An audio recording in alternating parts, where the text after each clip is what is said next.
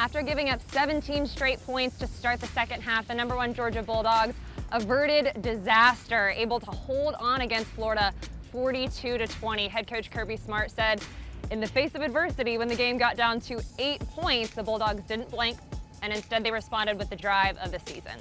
Hey everybody, this is Sarah Spencer with the Atlanta Journal-Constitution, and this is Know Your Dogs. To break down Saturday's win, I'll be joined by Georgia coach Kirby Smart, quarterback Stetson Bennett, safety Chris Smith, and tight end Brock Bowers. So stay with us.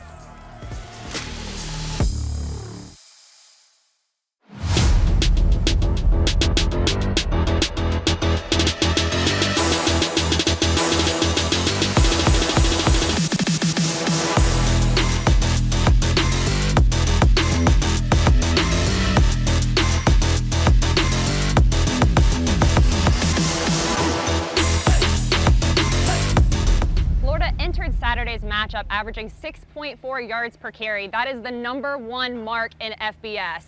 But Georgia held the Gators to 13 rushing yards on 13 carries in the first half. But as good as the Bulldogs defense was in the first half, that's how bad the defense was in the second half, Kirby Smart said. We lost momentum in the second half. We faced resiliency, stared it in the eye, and we didn't blink. And I'm really proud of our players. You know, there was a time there where we lost momentum, and that's happened to us more this year than it did last year. The second half, I thought we tackled poorly, and I mean, at the half, I don't know that defensively we had played better in a half than we did that half. And then the drive in the second half, the first one, I don't know if we played us. We've never played it that bad. It just snowballed on us. Georgia quarterback Stetson Bennett went 19 for 38 for 316 yards, 2 touchdowns, and 2 interceptions. His second interception of the day, in addition to a fumble by running back Kenny McIntosh, were 2 of the biggest reasons why Florida went as crazy as it did in that third quarter. But here's what Bennett had to say about how the Bulldogs pulled themselves together in that second half. You know, it's tough whenever you go out there and you just basically in the first 2 plays of the half you turn the ball over. You know, and I'm not going to sit here and say we didn't come out ready because we didn't really have a shot to go because, you know, Kenny fumbled, I threw the pick, and all of a sudden it's a 1-score game. But there was a shift. It was like, all right, well, this is over with. We're going to go down the field, and we did. If there was one thing that went right for Georgia's offense today, which, by the way, the offense actually had 555 total yards, it was the performance of tight end Brock Bowers, who had a career-best 154 receiving yards on just 5 receptions, including an insane 73-yard touchdown play where a defender sort of bobbled it, Brock Bowers sort of bobbled it, and then, of course, it ended up a touchdown for Georgia that put them up 21-0. I mean, it's always fun. I mean, I'm just doing my job out there, and when it comes to me, I try to make a play. So that's kind of my mentality. Senior safety Chris Smith recorded his first ever sack in this game. Here's what he said about how the defense didn't panic even when pretty much everything was going wrong. We had no panic, you know. One of our 4 pillars are composure. So, you know, we just wanted to stay composed. We were able to go out there and be resilient, you know, answer the bell.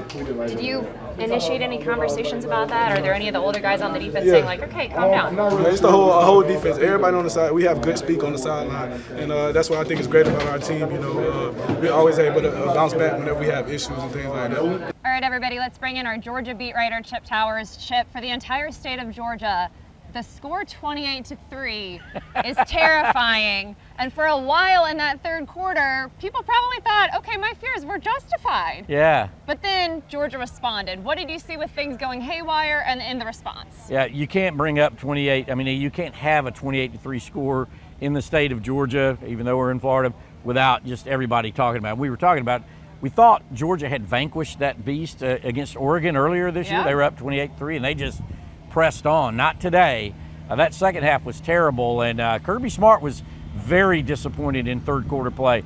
Jamon Pop Dumas Johnson, I mean, I had to remind him during interviews. I said, hey man, but you won, right? Yeah, it's a 22-point win, and so that wasn't an over-the-top rejoicing locker room. You know, they know Tennessee is right there on the other side, and Tennessee is, you know, we'll see what they do against Kentucky. You know, we'll know that by the time you see this, hopefully. But, you know, they're still got to play each other next week, and there's a lot of weaknesses that I think were exposed tonight. Georgia gave up 271 passing yards to Florida quarterback Anthony Richardson. Chip and I were sitting next to each other during the game, and we were talking. Tennessee might be watching this game thinking, okay, can we exploit this? Okay, Keely Ringo has struggled a little bit this season. Can we exploit that? Well, here's the thing. As good as Florida was and Anthony Richardson was in the third quarter, they still don't come near Tennessee and Hendon Hooker and those wide receivers that will be coming to Sanford Stadium next week. So that's a real concern. You had a busted coverage on Malachi Starks. Keely Ringo, which has happened to him way too often. He has good coverage, but he hadn't been playing the ball well. And man, with Tennessee, it doesn't take but a couple of those, and the next thing you know, you're chasing the rabbit, as they say. So that's got to be shored up this week. But the flip side of it, when they get within one score, Georgia answered the bell, and I know that's what the chief takeaway is going to be for Kirby Smart and Bulldogs from this game, the way they responded.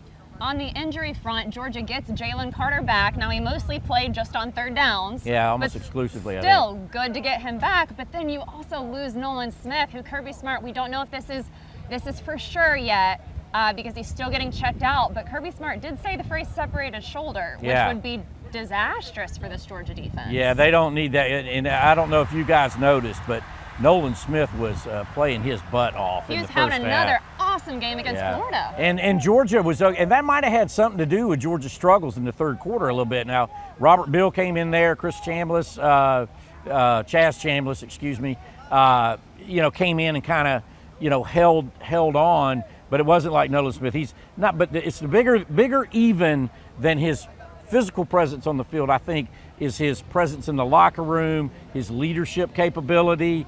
This is the thing. Now, listen, if anybody can have a shoulder pop back in and go out and play the next week. Assuming it's intact, assuming it can be popped back that's in. Nolan Smith, but that's problematic, and I don't know about that trade. Jalen Carter, as you said, that was huge for him coming back, and he only played on third down tonight. Eventually they want him to be a three-down guy again, but the fact he was able to come tonight and play very, very well was very encouraging for Georgia going forward. Chip, thank you so much for joining me. Thanks to all of you for watching. Make sure you go to ajc.com or subscribe to our YouTube channel to find more videos just like this one.